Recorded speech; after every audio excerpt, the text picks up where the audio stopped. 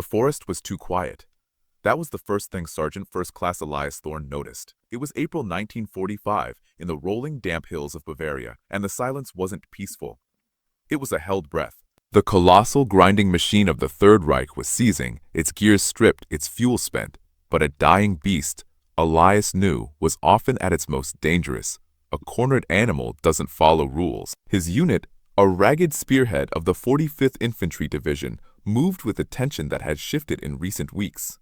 It was no longer the sharp, clear fear of a frontal assault, but a duller, more complex anxiety. They were now in the belly of the beast, surrounded by the wreckage it had made of its own home. Shattered villages, burned-out panzers husked by the roadside, and a civilian population that watched them from shuttered windows, with eyes hollowed out by a decade of propaganda and a winter of fire from the sky.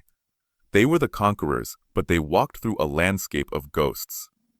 Private Charlie Chuck Riggs, a farm boy from Iowa whose perpetual optimism had survived Normandy and the Vosges, scuffed his boot against the muddy track.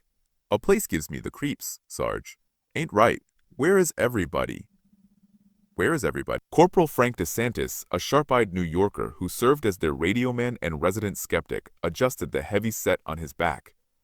"Hiding, or dead, or waiting to take a push shot. You pick."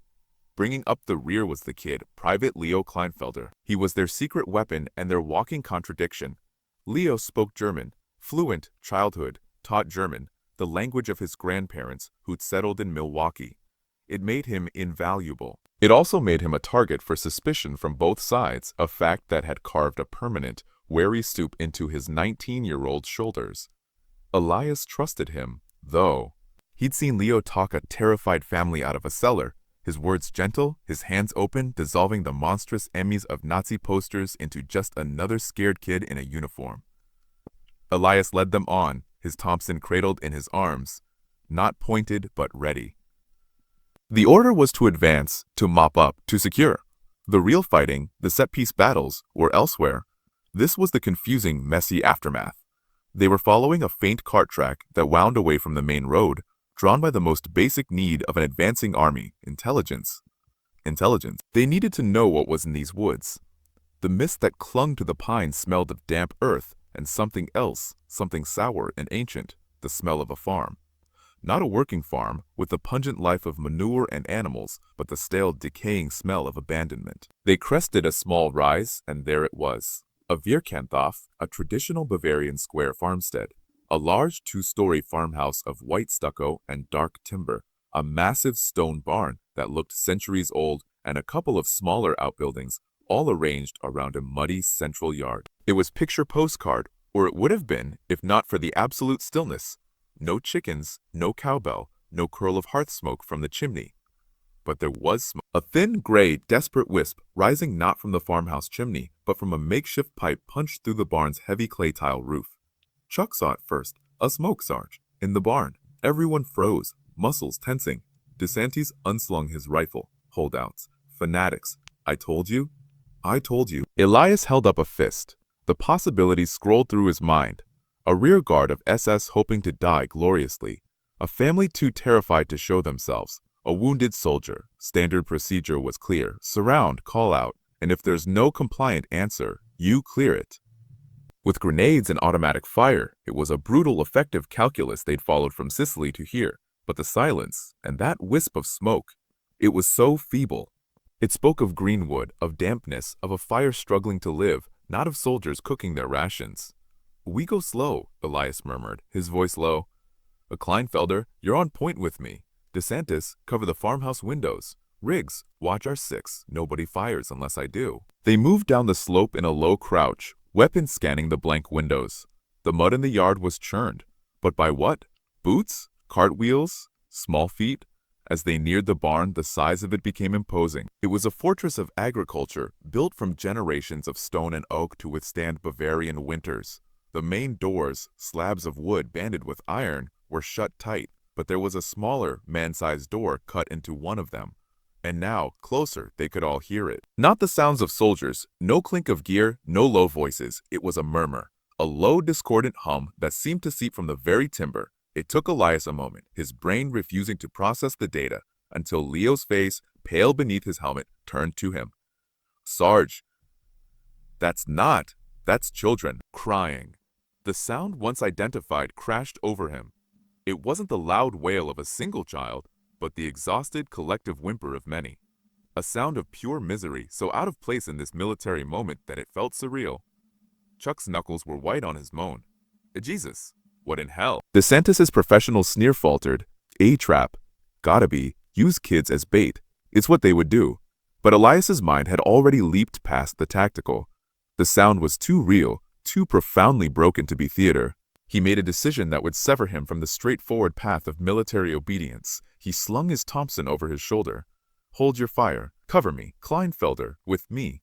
Kleinfelder, with me. If anyone speaks, you translate. Nice and easy. He approached the small door, the pitiful smoke wisping above him. He could smell it now too, not just wood smoke, but the dank, sweet, sour odor of unwashed bodies and sickness. He pushed the door.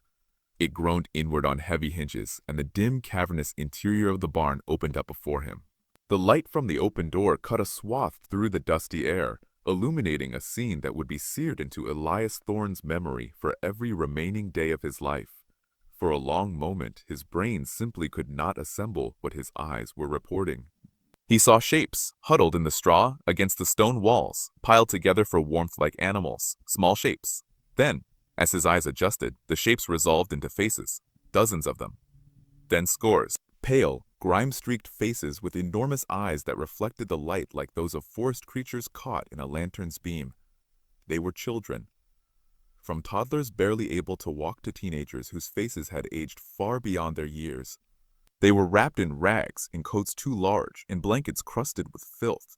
Their silence now was absolute terrifying. The crying had stopped, replaced by a watchful animal terror. They stared at the American soldier in the doorway as if he were death himself, finally arrived. Elias heard a choked sound behind him. It was Chuck Riggs who had edged up to look, his rifle dangling forgotten. "The sweet, merciful Christ," he breathed. DeSantis was there too, his tactical cynicism evaporated, his mouth agape. Leo Kleinfelder started whispering in German, his voice soft, tremulous. "Es ist in Ordnung. We're to nichts. It's okay, we won't hurt you." A movement came from the back. An older girl disentangled herself from a clutch of smaller children and stepped forward. She was maybe 15, 16, skeletal, her blonde hair lank and matted, but she held her chin up, a gesture of desperate, brittle authority. She spoke, her voice a dry rasp. Leo translated in a monotone of shock. She says they are from Munich. The orphanage of St. Agnes. It was bombed. The sisters, She says they have been walking for 40 days. They have no food. They are waiting to die. The girl's eyes, fixed on Elias, were not pleading. They were empty. They were the eyes of someone who had seen the bottom of the world and found it barren. She hugged her arms around herself, and in that gesture, Elias saw not an enemy, not a German, but a child holding the fragments of herself together. The sheer scale of it, the historical, monstrous absurdity, threatened to crack his soldier's composure. 200 enemy children, dying in a barn. And his unit, armed to the teeth, stood on the threshold holding the power of life and death in their hands. The war, in all its abstract strategic glory, evaporated. This was the only thing that was real. This barn, these eyes, this silent screaming need. Frank DeSantis, the pragmatist, found his voice first, though it was uncharacteristically quiet. A Sarge. Regulations. Article 47. Civilians are to be handed over to civil affairs. We are to maintain tactical advance. This is not our job. Elias didn't turn around. He kept his eyes on the girl. "What's your name?" he asked. Leo translated. A flicker in the dead eyes. "Anna," she whispered. "Anna?" Elias repeated. He took a slow, deliberate step further into the barn, his hands open and away from his body. He knelt down, bringing himself to eye level with a small boy who was shivering violently nearby. The boy flinched but didn't run. His cheeks were sunken, his lips cracked. Elias slowly unslung his canteen, unscrewed the cap, and held it out. The boy looked at Anna. She gave a tiny, imperceptible nod. The boy snatched the canteen with both hands and drank, water spilling down his chin like a sacrament.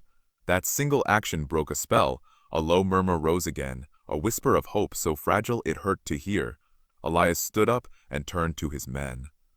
Their faces were a canvas of conflict, horror, pity, confusion, and the ingrained instinct to follow the book. He made his second decision, the one that would chain him to this place and these souls. His voice was low, firm, leaving no room for debate. Ida Santis, radio command. Tell them we have encountered a humanitarian situation. Approximately 200 civilian children in acute distress. Request immediate medical and logistical support. DeSantis blinked. Sarge, if I tell them they're German orphans, you tell them they are children, Elias interrupted, his tone brooking no argument. I'll let command figure out the politics. Riggs, you and Kleinfelder scout the farmhouse and the outbuildings. Find any food blankets, buckets, firewood, anything usable. And I want this barn assessed. Who needs water most? Who can't walk? He looked back at Anna, who was watching this exchange with a dawning, terrified comprehension. Tell her, he said to Leo, that the war is over for them. Right now, tell her we are going to help. Leo translated. Anna's brittle composure shattered.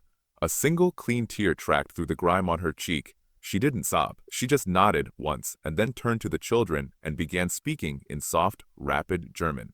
A ripple went through the barn. The collective held breath seemed to release in a sigh that was half whimper, half prayer. Elias Thorne, Sergeant First Class, United States Army, had just committed a radical act of insubordination. He had declared a unilateral ceasefire in a single, forgotten Bavarian barn. He had chosen a different kind of duty. As Chuck and Leo moved off toward the farmhouse and DeSantis, with a resigned shake of his head, began setting up the radio, Elias knew the battle was just beginning.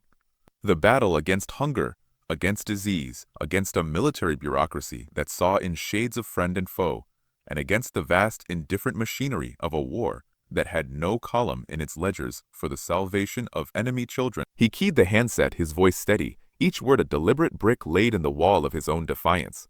Echo Charlie Actual, I cannot comply with that order, sir. Over. The static seemed to scream. Frank flinched, butched. Chuck, who had emerged from the farmhouse with an armful of moth-eaten blankets, froze. In all their time together, from the beaches to the forests, no one had ever heard Elias Thorne say those words. I cannot comply. Oh, you sergeant, you listen to me, and you listen good. Morrow's voice crackled, anger barely contained. You are jeopardizing your career, your freedom, and the safety of your men. This is fraternization with enemy civilians of the most egregious kind. You will be court-martialed for this. Now, for the last time, acknowledge my order and move out. Over. Elias's jaw tightened. He looked at his men. Frank's face was a mask of professional dismay, but his eyes held a reluctant understanding. Chuck's were wide with alarm, but he gave a tiny, almost imperceptible nod. Leo just stared at the ground, his shoulders hunched as if expecting a blow. Elias brought the handset back to his lips. He spoke not with defiance, but with a chilling, factual finality. Sir, I understand the consequences. The coordinates are correct. We will be here. Rendering aid. If you wish to send the MPs, send them, but send a doctor first. Thorne, out. He released the handset, cutting off any reply. The finality of the click was louder than any gunshot. The world had just narrowed to the confines of this farmyard. Elias handed the handset back to a stunned Frank DeSantis. Keep monitoring. If they send anyone, I want to know. But our job is here now. He turned to the others, his authority seamless as if he hadn't just committed professional suicide. Riggs, get a fire going in the farmhouse hearth. But use the green wood from the pile behind the barn if you have to. We need warmth and hot water. Kleinfelder, you're with me. We're triaging. We find the sickest, the coldest, and we move them into the farmhouse first. DeSantis, once that fire's going, start boiling water. We need to get something warm into every one of them, even if it's just hot water with a potato mashed in it. They moved. The military efficiency they had honed for killing was now repurposed for saving. Chuck built a roaring, smoky fire in the farmhouse hearth. Leo and Elias went back into the barn. With Anna's help, they began the grim inventory. The scale of the suffering was medieval. Children with coughs that rattled deep in their chests. Limbs swollen with edema from starvation. Eyes glazed with fever. They found the 3 who had died, small forms laid respectfully in a far corner by Anna and the older children, covered with scraps of cloth. Elias's stomach turned to lead. We need to bury them, he said softly. Properly, Leo translated. Anna shook her head, a fierce protective light entering her eyes for the first time. Nein, not yet. The little ones, they think they are sleeping. If they see the earth, it will break them. Elias understood. Death was a constant here, but hope was a gossamer thread. He nodded. They began evacuating the worst cases to the farmhouse. It was heart-wrenching labor. Many of the children were too weak to walk.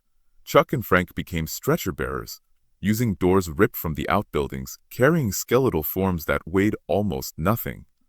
Anna was a pillar, directing them, whispering names and needs to Leo. Klaus, he has the fever. Marta, her feet are black. Little Peter, he does not speak anymore. The little Peter was a boy of about 6, with a shock of matted brown hair and eyes that held absolutely nothing. He was catatonic, curled in a tight ball. When Elias went to pick him up, the boy didn't react, didn't cling, didn't resist. He was a shell. Elias carried him to the farmhouse, the boy's head lolling against his shoulder, and laid him by the hearth, wrapping him in one of the threadbare blankets. By late afternoon, a fragile new rhythm had been imposed on the farm. The farmhouse held about 30 of the sickest. The barn, now with a proper fire built in a pit in the center of the dirt floor, Elias had risked the chimney, and it drew, to his immense relief, was marginally warmer. Chuck and Frank, under Anna's direction, had organized the older children into a chain, passing bowls of thin, mashed potato soup from the farmhouse kitchen out to the barn. It wasn't enough, not nearly, but it was something. The act of eating, of being cared for, sparked a change. The terrified silence was replaced by a low buzz of activity, of whimpers giving way to soft requests, of eyes that began to track the soldiers not as monsters, but as bewildering agents of salvation. It was during this fragile calm that the outside world intruded again. Frank, who had been periodically checking the radio, stiffened. Sarge, jeeps, 2 of them, coming up the track. Elias wiped his hands on his trousers, streaked with dirt and soup. He walked out into the yard, not wearing his helmet, his weapon left inside the barn door. He stood alone, waiting. The jeeps skidded to a halt in the mud, spraying dirt. Out of the first climbed Captain Morrow, his face a thundercloud. Out of the second climbed a Lieutenant Elias, didn't recognize, a medic's bag in his hand, and 2 stern-looking military policemen. Morrow strode up to Elias, ignoring the scene around him, the children huddled in blankets in the barn doorway, the smoke from 2 chimneys, the surreal domesticity of it all.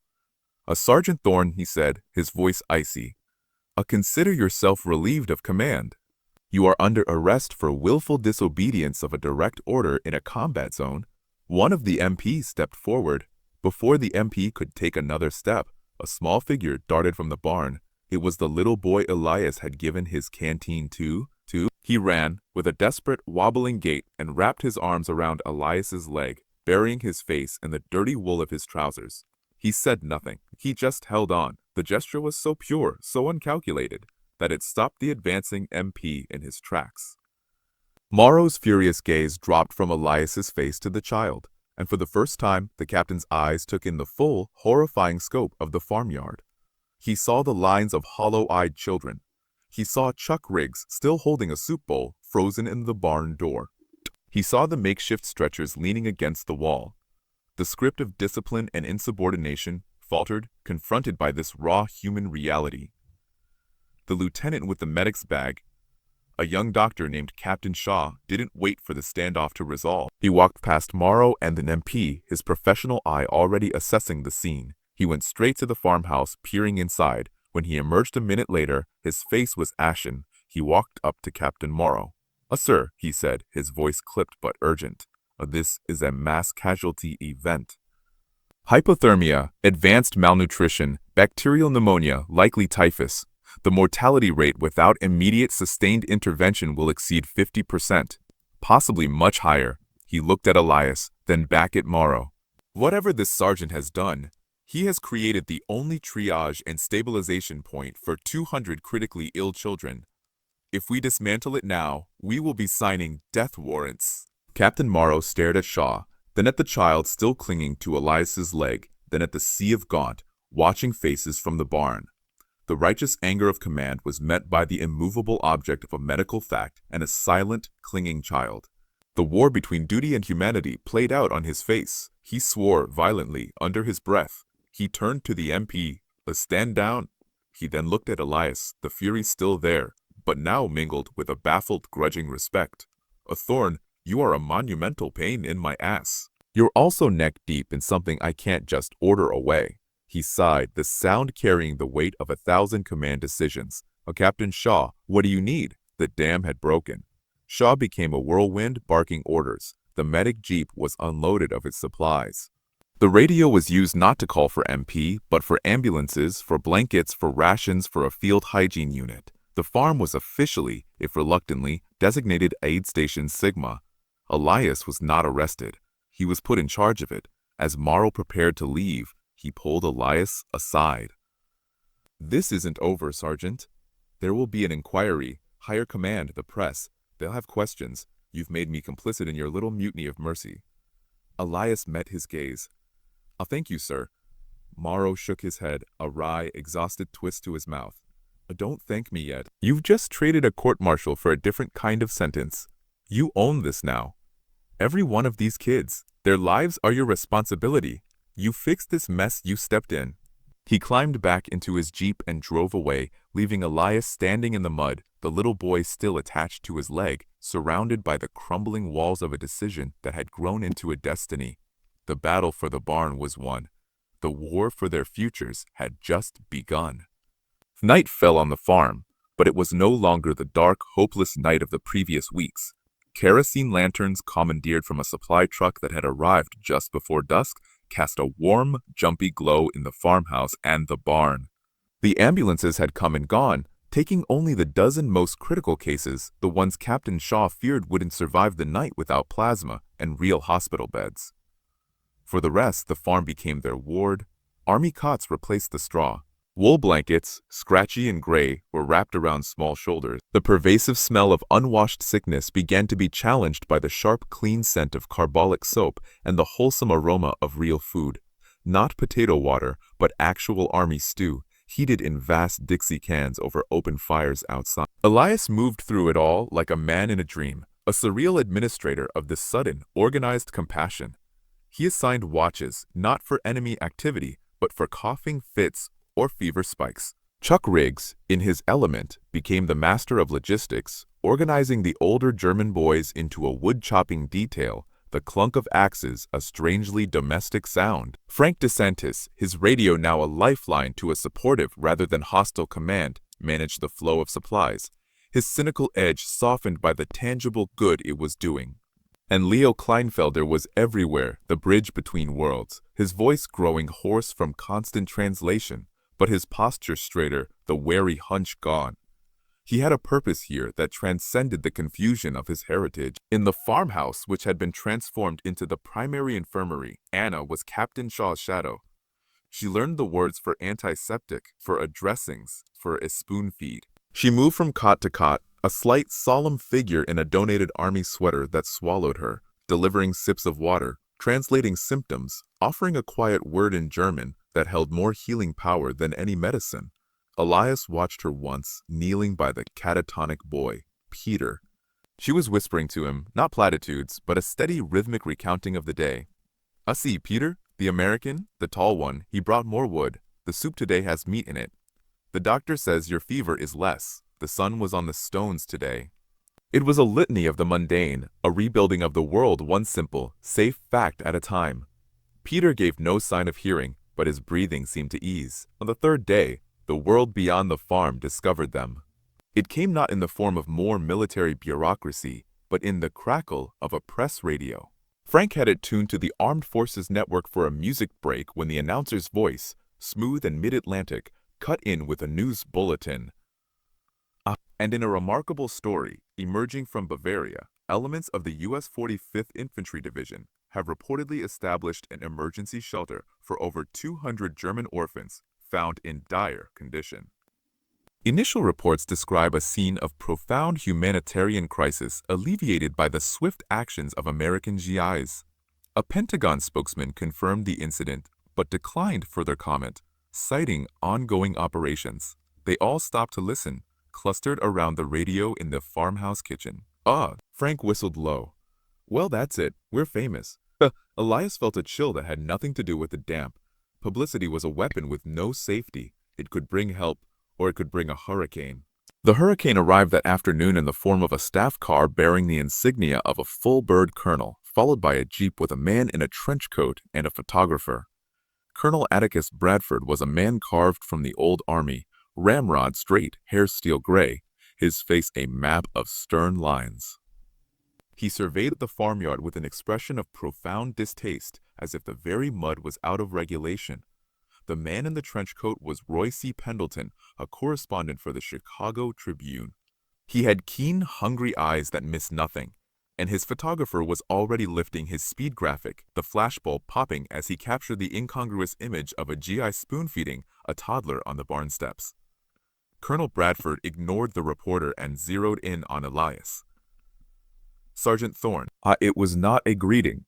I've turned a military advance into a circus.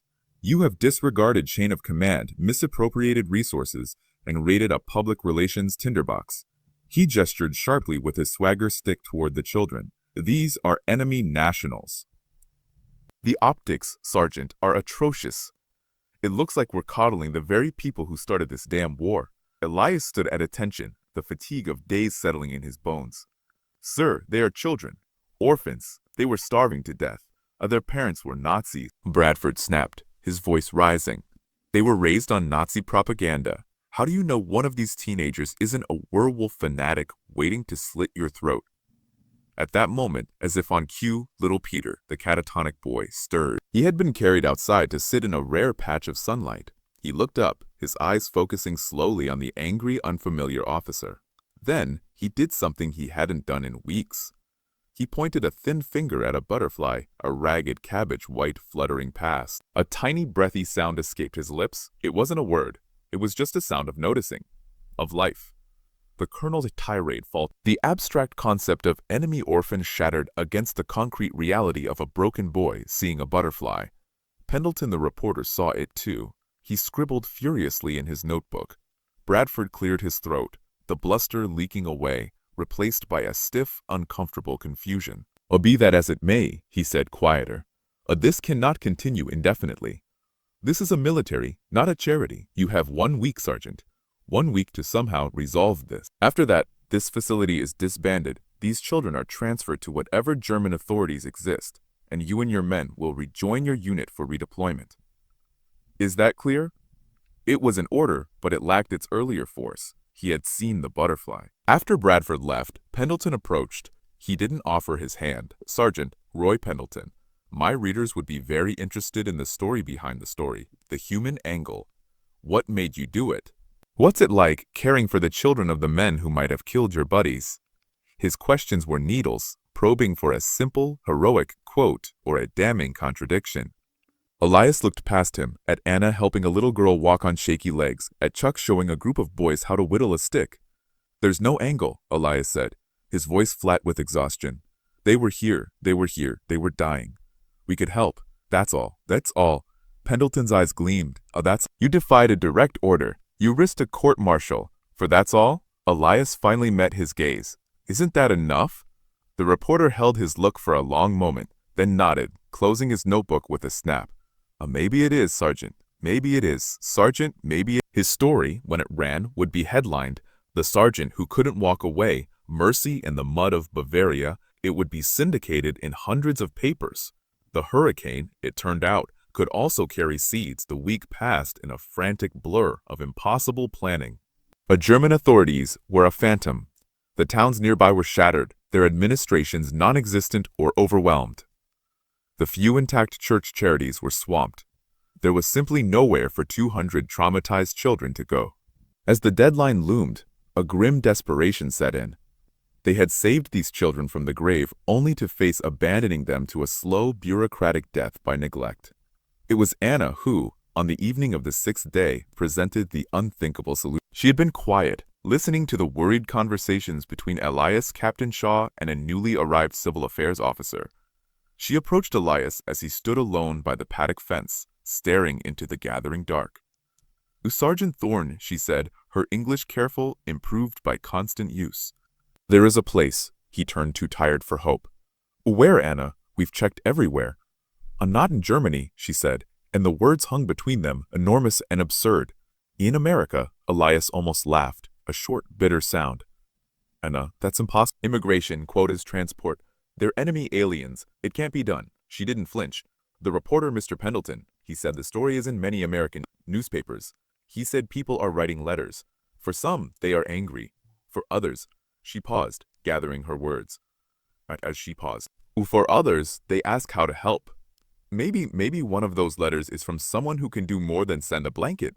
She was right. Among the sack of mail that arrived from Battalion HQ, a mix of fan mail praising the soldier saints and vitriol condemning the Kraut lovers, was a letter on heavy, cream-colored stationery.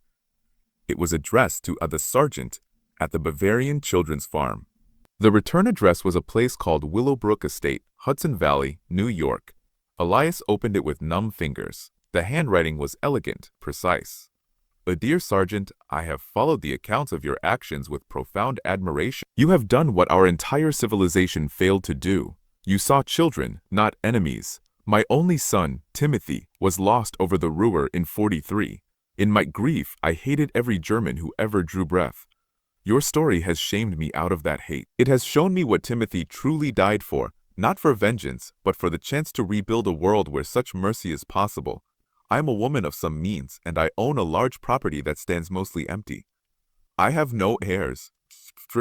I am writing to propose that you let me finish what you have so nobly begun. With the proper legal permissions, which I am assured by my attorneys can be secured under humanitarian parole provisions, I am prepared to sponsor the immigration of all the children under your care. I will convert my estate into a proper home, a school, a sanctuary for them. I will bear all costs. It is a monumental undertaking, and I make no promises of ease. There will be legal battles and public outcry, but if you are willing to fight for them on your side of the ocean, I am willing to fight on mine. Please send word. Yours in sincere respect, Margaret Van Allen Patterson. Elias read it twice, then a third time. He walked into the farmhouse, where Shaw was checking a fever and Frank was tallying supplies. Without a word, he handed the letter to Shaw. The doctor read it, his eyebrows climbing. He passed it to Frank, who let out a low whistle. A rich dame in New York wants to adopt 200 German kids. This is a fairy tale, Sarge. It's a lifeline, Shaw said quietly. A crazy, improbable, miraculous lifeline. Elias looked at Anna, who was watching him from across the room, her hands clenched in her sweater. He gave her a single, slow nod, her hands unclenched. The impossible had just become a plan. The final 3 days at the farm were a whirlwind of medical clearances, frantic paperwork orchestrated by a suddenly cooperative and publicity-conscious civil affairs, and the heart-wrenching task of preparing the children for a journey to a planet away. Captain Shaw worked with exhausting dedication to ensure each child was stable enough to travel. The voyage will be hard, he warned Elias. Cramped conditions, close quarters. Any latent illness will flare. You'll lose some. The statement was clinical, but his eyes were not. We've already lost too many, Elias replied. He thought of the 3 small graves now dug under the old apple tree at the edge of the property, marked with simple wooden crosses. He would not add to that number. On the morning of departure, the children were lined up in the yard, wearing an odd assortment of donated clothes. They looked like a small, ragged army of ghosts being evacuated. The barn stood empty, silent except for the wind sighing through the cracks. Chuck Riggs wiped his eyes unabashedly. I love a thing, Sarge. Frank DeSantis simply clapped Elias on the shoulder, a gesture that said everything. They would not be making the journey. Their war was elsewhere. Only Elias and Leo were to accompany the children, officially as military liaisons for the transport, unofficially as the only familiar anchors in a terrifying unknown. Anna stood at the head of the line, Peter's small hand firmly in hers. The boy was still mostly silent, but he walked, and his eyes occasionally showed a flicker of awareness. As the convoy of trucks arrived to take them to the railhead, and then to the port at Bremerhaven, Elias took one last look at the barn, the farmhouse, the 3 crosses under the tree. This patch of mud had been a crucible. It had forged something new in him, something that could never be unmade. He had arrived as sergeant leading 4 men. He was leaving as the guardian of 200 souls, bound for a promise in a letter, carrying with him the fragile, terrifying hope that mercy could indeed cross an ocean. The train to Bremerhaven was a rolling prison of anxiety. They were crammed into third-class carriages meant for half their number, the windows sealed shut, the air thickening with the smell of sweat antiseptic, and fear.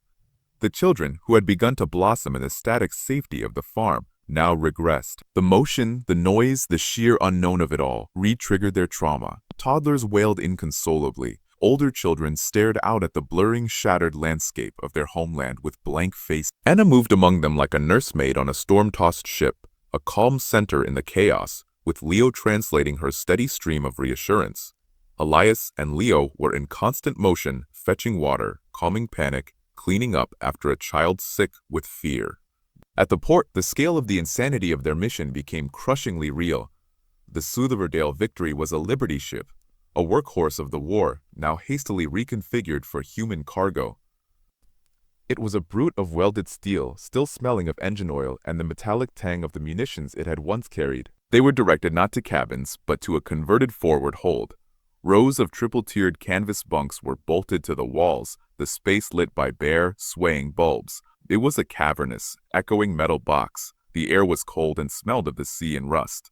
Home for the next 12 days, a board transport officer told Elias, handing him a manifest. You're in with the DP. Chow lines at 600, 1200, and 1800. Head calls are on deck, port side. Keep 'em in order, Sergeant. We've got other cargo to worry about. Other cargo, the phrase stung. These children were now human cargo, part of the war's messy cleanup. Settling them in was a nightmare of confusion and rising claustrophobia. The gentle rhythm of the farm was gone, replaced by the ship's relentless, groaning heartbeat and the shouted orders of the crew. That first night was the worst. The hold, plunged into a darkness broken only by a few red safety lamps, became an echo chamber of nightmares. Whimpering cries built into screams as children woke disoriented, the ship's movement and the strange metallic sounds conjuring memories of bomb shelters and collapsing buildings. Elias and Leo didn't. They patrolled the narrow aisles between the bunks, a flashlight their only tool, offering a hand to hold, a whispered word. It was here that Elias truly understood the depth of the damage. This wasn't just hunger they were healing, it was the shattered psyche of a generation. The voyage settled into a grim routine. Days were a battle against boredom, damp, and the relentless, greasy swell of the North Atlantic. The children were allowed on deck for 1 hour each morning, weather permitting. They huddled in their donated coats against the biting wind, staring at the endless heaving gray void. For children who had never seen the sea, it was a terrifying expanse. There was no land, no horizon of safety, just this groaning ship on an infinite, liquid desert. Elias would find Peter each day and stand with him at the rail, pointing out dolphins or the distant spray of a whale, trying to build a new memory upon the old terror. The boy would watch, silent, his small body leaning slightly against Elias's leg. Below decks, Anna organized what she could. She started impromptu lessons, teaching English words for the objects around them. Bunk, ladder, porthole, soup. She led songs, quiet German lullabies that would slowly weave through the hold, a fragile thread of shared culture in the steel belly of their American salvation. The crew, a mix of grizzled merchant mariners and young Navy guards, viewed them with a spectrum of emotions. Some were kind, slipping pieces of hard candy to the smaller children. Others were openly hostile, muttering about a Nazi spawn and wasted rations. One evening, a guard roughly shoved a boy who'd strayed too close to a restricted area. Elias saw it, and a cold story, different from any combat anger, rose in him. He confronted the man, not as a sergeant to a guard, but as one man to another.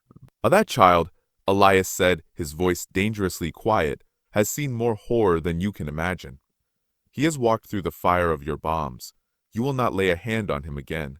Do you understand me? The guard, taller and broader, sneered, but something in Elias's eyes, the absolute unflinching certainty of a man with nothing left to lose but these children, made him back down with a muttered curse. The real enemy, however, was invisible. On the 5th day out, a fever ripped through the whole. It started with a few coughs, then spiked temperatures, then the terrifying, rasping struggle for breath that Captain Shaw had warned about. Pneumonia. In the close, damp quarters, it spread like a rumor. Within 48 hours, 24 children were burning up. The ship's doctor, an overworked man named Phillips, did his best, but his supplies were limited, his expertise in trauma, not pediatric epidemics. He set up a quarantine section in a corner of the hold, a space of even greater dread. Elias and Anna became his nurses, administering aspirin, trying to get fluids into delirious children, holding steaming kettles to create makeshift humidifiers. It was here, in the feverish dark, that they lost Klaus. He was a wiry, bright-eyed 10-year-old who had been Anna's right hand in the barn. The infection moved into his lungs with terrifying speed. One moment he was coughing. The next, he was gasping, his small chest heaving, his lips tinged blue. Dr. Phillips worked on him for an hour, but the ship's medical kit had no oxygen, no magic drugs for this. Klaus faded as Anna held his hand, singing the lullaby she had sung to him in the barn. His last breath was a sigh that seemed to take all the warmth from the air. They wrapped his small body in a sheet. Per maritime law, he would be buried at sea. The funeral service was held at dawn the next day. The sky was a cold, hard pearl gray. The ship's engines were cut to a low thrum. A small group gathered on the stern deck. Elias, Anna, Leo, Dr. Phillips, and a few of the older children. The captain, a taciturn man, read a brief non-denominational service. As the weighted shroud was tipped from a plank into the churning wake, Anna did not cry. Her face was stone, way. But as the white foam swallowed the bundle, she spoke, her voice clear and cutting through the wind. Du bist frei, Klaus. Du bist jetzt frei. You are free. Elias put a hand on her trembling shoulder. The cost of their mercy was being tallied in real time, paid in the currency of a child's life surrendered to the deep. The voyage was no longer an adventure. It was a gauntlet, and they were only halfway through. The loss of Klaus cast a profound pall. Despair, that old resident of the barn, tried to move back in. But then on the 8th day, as the fever began to recede for the surviving sick, the sun broke through the clouds. It was the first true sunlight they had seen since leaving Europe. Elias, acting on a desperate instinct, begged and bargained with the crew to let all the children, not just a few, up on the main deck. Permission was grudgingly given. They emerged, blinking, into the brilliant, shocking light. The Atlantic had turned a deep, impossible blue, dappled with gold. The wind was still cold, but it was clean, scoured of the hole's miasma, and then someone pointed. On the western horizon, a hazy, dark smudge had appeared. Land, America. A murmur ran through the children, a current of electricity. They pressed against the railings, straining to see. The smudge grew, slowly defining itself into a distant coastline. For the first time, the journey had a destination they could see. The abstract promise of a New York hue became a real line on the world. The silent boy, Peter, tugged on Elias's sleeve and pointed, his eyes wide with a question. "That's it, Peter," Elias said, his own throat tight. "That's home." The boy looked from the land to Elias's face, and for a fleeting second, the ghost of a smile touched his lips. It was gone in an instant, but it had been there. The smallest green shoot in a field of ash. The final days were filled with a new nervous energy. The children were issued landing cards, their names misspelled, their origins simplified to a displaced person, German. They were drilled on simple English phrases. A "my name is," a "thank you." "I am well." The story of the barn children had preceded them. When the Riverdale Victory finally steamed past the Statue of Liberty early on a crisp October morning, they were not alone on deck. Crewmen from other parts of the ship came to look, their hostility softened by the iconic view and the palpable hope on 200 small faces. Liberty held her torch aloft, not as a symbol of military victory, but as a silent, towering welcome to the wretched, the poor, the huddled masses. These children were all three, but as the ship docked at Pier 86, the welcome turned complex, human. A crowd was held back behind barricades. There were reporters, photographers, newsreel cameramen. But there were also protesters. It was security made manifest in stone and acreage. Mrs. Patterson did not lead them into the grand main house first. She directed the buses to stop before a long, low building of white clapboard that had once been a carriage house or stables. It had been transformed. The doors were thrown open to reveal a bright, airy space, rows of neat beds with crisp white linens, shelves stocked with towels and clothes, a large tiled bathroom with multiple showers and sinks at child height, a sunlit dining hall with long tables. "This is your house," she announced to the children, her voice carrying without strain. "Yours. You will sleep here, eat here, learn here. The big house," she gestured toward the manor, "is for all of us to share, but this is your home." It was a masterstroke. She was not taking them into her world as poor relations. She was giving them a world of their own, within the safety of hers. The children filed in, their footsteps echoing in the spacious, clean building. The shock of the normal, the smell of fresh paint and lemon oil, the feel of a real mattress, the sight of a toothbrush and a bar of soap at each bed, was almost as profound as the earlier shock of deprivation. Anna walked the length of the dormitory, her hand trailing over a footboard as if touching a holy relic. She turned to Elias, her eyes shining with unshed tears. "It is too much. It's enough," Elias corrected gently. "It's finally enough." The next weeks were a process of careful, deliberate rebuilding. A routine was imposed, not by sirens or hunger, but by bells. A wake-up bell, a meal bell, a lesson bell, a play bell. The predictability was a bomb. Mrs. Patterson, whom the children soon called Tante Margaret, was a quiet, constant presence. She did not smother them with affection. She provided structure with a firm, unwavering kindness. She hired staff, not just cooks and cleaners, but 2 young, empathetic teachers, a dedicated nurse, and, most importantly, a gentle German-speaking therapist named Dr. Feldman, a refugee himself from Vienna. The healing of the body, which had begun in the barn and fought for its life on the ship, now had space to truly begin. The healing of the mind, a far more subtle and fragile process, was now given its first, tender attention.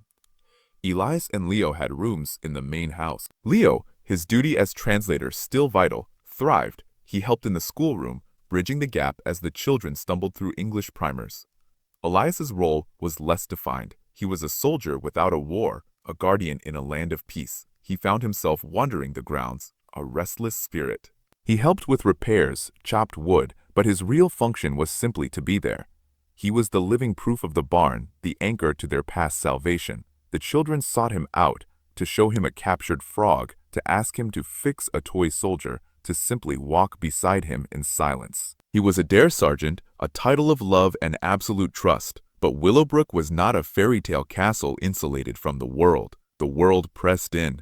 The story, which had been a heartwarming dispatch from afar, became a contentious local reality. A wealthy heiress harbors Hun orphans screamed a headline in a conservative paper. The mail began to arrive again, a tide of it. Some letters contained donations, $5 from a factory worker, a box of hand-knit socks from a church group. Many more were vile. Threats against Mrs. Patterson. Suggestions that the children should be sent back to the ashes. One particularly nasty letter accused Elias of being a traitor, a communist sympathizer using children as a shield. He showed it to Mrs. Patterson. She read it, her face impassive, then dropped it into the fireplace. "Wait. The small-hearted will always fear what they cannot understand, Sergeant," she said, watching the paper curl into black lace. "We will not let their fear become our blueprint. The real test came from the town." The nearby community of Riverton viewed Willowbrook with a mixture of curiosity and deep suspicion. When Mrs. Patterson attempted to enroll the children in the local school, the school board called an emergency meeting. Elias and Margaret attended. The gymnasium was packed, the air thick with hostility and the smell of nervous sweat. The chairman, a florid man named Henderson, who owned the hardware store, laid out the objections. Overcrowded classrooms, the strain on resources, the psychological disruption to American children, the questionable loyalties of the newcomers. Elias sat, his uniform feeling like a costume, listening to the fear masquerade as reason. Then Margaret Patterson stood. She did not approach the podium. She simply turned to face the crowd. "My son, Timothy," she began, her voice clear and without a tremble, "was 22 when his B-17 was shot down. I have his last letter. He wrote about the flak, how it looked like black flowers blooming in the sky. He wrote that he was scared. But the last line, the one I have held on to every day since, was this: 'We're doing this so no kid ever has to be this scared again.'" She paused, letting the silence grow heavy. "You are afraid of these children. You see the ghost of a swastika in their eyes." I look at them, and I see my son's last wish. He did not die to perpetuate fear. He died to end it. If turning my home into a sanctuary for the most scarred victims of that fear honors his sacrifice, then that is what I will do. And if this town, which sent its own sons to fight, cannot find it in its heart to welcome the very orphans of that horror, then you have learned nothing from the war except how to hate more efficiently. She sat down. The silence was absolute. There were no cheers. But the bluster had been punctured. A woman in the back, whose own son had come home from Iwo Jima missing a leg, began to cry quietly. The vote to integrate the children when it was taken was close, but it passed. It was a fragile, grudging acceptance, but it was a foothold. Life at Willowbrook began to build its own momentum. The first winter was a revelation of plenty, of roaring fires, of warm coats, of Christmas trees laden with more presents than any child had ever seen. The psychological wounds, however, were less visible and slower to heal. Night terrors were common. Dr. Feldman's office was a place of quiet tears and breakthroughs measured in whispered sentences. Peter began to speak, first in single words, then in short, halting phrases. His first complete sentence, spoken to Elias one evening as they watched the snowfall, was, "The snow is quiet." It was an observation about the present, untainted by the past, a miracle. Elias, meanwhile, faced his own reckoning. His own reckoning. The army, after a protracted and heavily publicized review, quietly dropped all charges against him. He was offered an honorable discharge, which he accepted. The world expected him to go home, to pick up the threads of a life he had left in 1942. But home was an abstract concept. The farm in Nebraska felt like a memory from another man's life. His war had ended not on VJ Day, but in a Bavarian barn. His duty had not concluded with a surrender document. It had been reforged into a covenant with 200 souls. He stayed on at Willowbrook, officially as a grounds manager, unofficially as their permanent sentinel. He wrote to his family, trying to explain the unexplainable. "I can't leave them," he wrote. "It would be like abandoning them in that barn all over again. I brought them here. I have to see them through." One afternoon in early spring, he found Anna in the library of the main house. She was devouring books, her English now fluent, her mind ravenous to make up for lost years. She looked up as he entered. "The sergeant," she said, a formal address that had become a term of deep affection. "I have been thinking about the mathematics of it." "The mathematics?" he asked, leaning against a book. "Yes," she said, closing her book. "One soldier, one decision, one barn. It led to 200 lives. Those lives will lead to more lives. Children, grandchildren, the number is infinite. It is like dropping a stone in a pond, but the ripples never stop. They go forward in time, forever." She looked at him, her gaze clear and adult. "You did not just save us from death. You created futures. You changed the arithmetic of the world." Elias had no answer. He had only ever thought of the next meal, the next fever, the next nightmare. Anna was calculating the legacy. In that moment, he saw not the skeletal girl from the barn, but the woman she was becoming. A philosopher of mercy, a keeper of their story. The child was gone. In her place was the first citizen of the new world they were building, one quiet day at a time, on a green estate in the Hudson Valley, far from the sound of guns. The years at Willowbrook did not pass in a linear fashion. They spiraled, each revolution layering healing upon trauma, growth upon loss, building a new kind of normal atop the cratered landscape of the past. The estate became its own universe, a self-contained galaxy of recovery. The white clapboard dormitory, which the children had named Das Haus, the house, remained the emotional center, but its borders expanded into the wider world of the estate. Vegetable gardens were planted, their straight rows tended by children who had known only the chaos of survival. A baseball diamond was mown into the lower field, and the crack of a bat became a familiar, wholesome sound, replacing the remembered crack of flak. Chuck Riggs, on a surprise visit in '47, spent a weekend teaching the boys how to slide into base. His laughter, a booming, foreign music that soon had them all grinning. Anna, at 18, graduated from the small schoolroom at Willowbrook and, with Tante Margaret's fierce sponsorship, was accepted into a nearby women's college.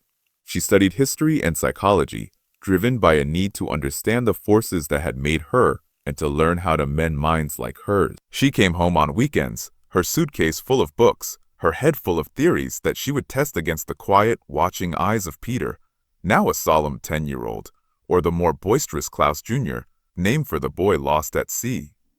She was their lodestar, their proof that a brain nourished on terror could learn to feast on knowledge. Elias Thorne remained the fixed point in their firmament. He never married. The easy camaraderie of his pre-war life, the expectation of a wife and kids on the Nebraska farm, had been incinerated in the barn's transformative fire. His family was here. He managed the sprawling grounds with a soldier's efficiency, but his real work was maintenance of the soul. He was the one who sat through the thunderstorms with the children who trembled at the sound, explaining the science of lightning until the fear was edged out by curiosity. He taught them how to fish in the pond. The patients required a silent therapy. He was the audience for halting recitals, the umpire for disputed calls, the steady, silent presence in the back of the room during Dr. Feldman's group sessions, where the older children now dared to give words to the unspeakable. The outside world ebbed and flowed around their sanctuary, Munir's sanctuary. The late 40s brought the simmering tension of the Berlin airlift and the Red Scare. Suspicion of foreign elements found a ready target in the German children of Willowbrook. An FBI agent came twice, a polite, nondescript man asking questions about subversive influences and anti-American sentiment. He left baffled, his notebook filled with references to baseball averages, 4-H club projects, and choir practice. The children, having survived the actual Gestapo, found J. Bowden, Edgar Hoover's men, a pale and laughable imitation. Their loyalty, however, was a complex tapestry. They were fervently, almost desperately grateful to America, to the safety it provided. But a part of them remained German, a cultural ghost in the machine. They celebrated Christmas on Heiligabend with a tree and Stollen. They sang German folk songs when Tante Margaret played the piano. This duality confused their neighbors and sometimes themselves. They were hybrids, living proof that identity could be more than soil and blood. It could be choice and gratitude and the slow alchemy of love. Peter, the silent boy, became the puzzle and the triumph. Under Dr. Feldman's careful guidance, he began to talk, not just about the weather, but about the before. In fragments, like shards of a shattered vase, the story emerged. Dresden, the firestorm, the sight of his mother becoming a living torch. The long walk alone, guided only by the instinct to move away from the heat. He drew pictures, not of the horror, but of his old street, his dog, the window box of geraniums. The act of drawing was a reclamation. By the time he was 13, he had built a detailed model of his Dresden neighborhood out of balsa wood and paint, a perfect miniature world he controlled. "It is so I do not forget what was good," he explained to Elias. "The bad remembers itself. The good you must build again." Tante Margaret watched this regeneration with a profound, quiet satisfaction. The ghosts of her own loss, the empty chair at the table, the flag in a triangular case, were not gone, but they were now joined by other spirits. The laughter echoing from Das Haus, the scribbled drawings on her refrigerator, the heartfelt, awkward essays on what America means to me, coup. She had traded a legacy of solitary wealth for one of chaotic, vibrant life. Her lawyers fought constant, low-level legal battles, challenges to the children's status, zoning complaints from spiteful neighbors, tax issues. She won them all, her fortune a fortress wall around her unlikely family. One evening, she said to Elias, "They think I am a foolish old woman squandering my son's inheritance. They do not understand. Timothy's inheritance was a world at peace. I am merely investing it in the most precious startup I can find." The 1950s arrived, bringing with them a new Plasticine optimism to America, a sense of forward thrust that the Willowbrook children rode uneasily. They were teenagers now, trying to navigate soccer tops and driver's licenses with memories of death marches and incendiary bombs. The girls worried about poodle skirts while carrying the knowledge of what a typhus rash looked like. The boys practiced their swing in a batting cage while their muscles remembered the weight of a younger sibling carried for 40 miles. The contrast was sometimes surreal, a constant cognitive dissonance. She called a meeting of the older ones in the dormitory common room. "We are not like them," she said, meaning the American teenagers in town. "We will never be. We have a memory they cannot imagine. This is not a burden. It is a responsibility. We must carry it forward not as a wound, but as a witness. We must decide what to build with it." Out of that meeting grew the Willowbrook Chronicle, a monthly newsletter written by the children, first for themselves, then circulated to their pen pals and donors. It contained stories, not of the war, but of their lives now, winning a science fair, learning to drive a tractor, the birth of a fawn by the pond. It was a deliberate act of creation, a testimony to life after death. Elias's role began to shift. The day-to-day crises of survival were over. Now he faced the subtler challenges of adolescence and identity. He taught the boys how to shave, his own hands steady as he guided the razor. He intervened when a local boy called Hans a kraut during a baseball game, not with his fists, but by inviting the whole team to Willowbrook for a cookout, disarming prejudice with overwhelming, silent hospitality. He sat with the girls as they wept over incomprehensible American social slights, listening with the patience of a man who had seen real sorrow, gently putting their teenage dramas into a perspective that did not diminish their pain but framed it. The summer of 1954 marked a turning point. A documentary film crew, inspired by the enduring Barn Children story, arrived with permission from Margaret. They wanted to make a short feature for television. For a week, the estate was abuzz with lights and cables. The children were initially shy, then performative, then finally, under the gentle direction of a filmmaker who had landed at Normandy, simply themselves. They filmed the schoolroom, the garden, a softball game. They interviewed Anna, poised and eloquent. They interviewed Peter, now 14, who showed them his model of Dresden and said, "Here it is still whole. In my head it is whole and broken at the same time. America is the place where I can keep the whole one." The climax of the film was an unplanned moment. The filmmaker asked Elias to walk with him to the old apple tree at the property's edge where 3 small crosses still stood for the children lost at the farm. As the camera rolled, Elias simply stood there, his hand resting on one of the crosses. He said nothing for a full minute. Then quietly he said, "We measure victory in what we save, not just what we destroy. These 3, they are part of the cost. The others, they are the reason." The film, titled The Harvest of Mercy, aired nationally that fall. It did not spark controversy. It sparked a quiet national soul-searching. Donations flooded in, not just for Willowbrook, but for refugee charities worldwide. Letters came from other soldiers, from mothers, from people who said, "You made me see what we were fighting for." In the wake of the documentary, the final, invisible wall around Willowbrook began to dissolve. The children were no longer a curious, suspicious artifact of war. They were neighbors. They began to date local boys and girls. They got jobs in town, Hans at the garage, Liesel at the library. Their accents faded, leaving only a faint, melodic lilt. When the local newspaper did a follow-up story in 1956, the headline read, "From War Orphans to Riverton's Own. The journey from Nazi brats to our kids had taken a decade. It was a victory as real as anyone on a battlefield." But for Elias, the deepest change was internal. The relentless, driving sense of duty that had anchored him since the barn began, imperceptibly, to evolve into something else, contentment. He had shepherded them through starvation, disease, trauma, bigotry, and the confusing storm of growing up. He had done his job. One evening, he sat with Margaret on the wide veranda of the main house, watching as a group of the young men, boys he had carried on stretchers, played a spirited, laughing game of touch football on the lawn under the autumn sunset. Anna was there, home for the weekend, a law book in her lap, cheering them on. Peter, now a serious 16-year-old with a talent for mechanics, was tinkering with an old tractor nearby. Margaret followed his gaze. "You look like a man watching his crop come in, Sergeant." Elias took a sip of his coffee.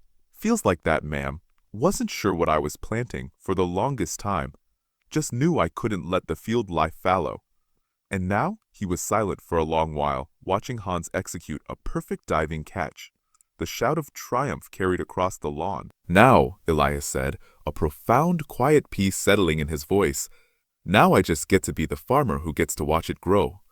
The war was finally, truly over. Not with a treaty or a surrender, but with a game of football on a golden lawn, and the unshakable knowledge that the future, against all odds, was here, and it was playing catch.